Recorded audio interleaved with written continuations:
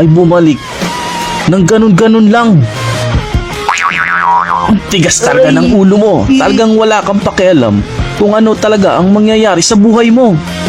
Pinag-alala mo kami. E paano na lang kung hindi ka napagaling? Oh. Kumusta? Gon, Kilua. Masaya ako dahil ligtas din kayo. Si Kite. Ngayon ay ayos na ang lahat.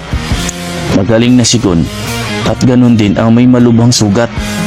Wala na tayong alalahanin pa.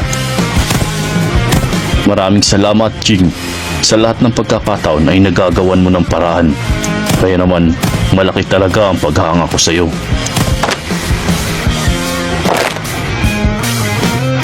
Ayos. Mabuti ng pakiramdam ko ngayon. Ang lakas ko ay naibalik na. Kaya, nagpapasalamat ako sa iyo, Ching.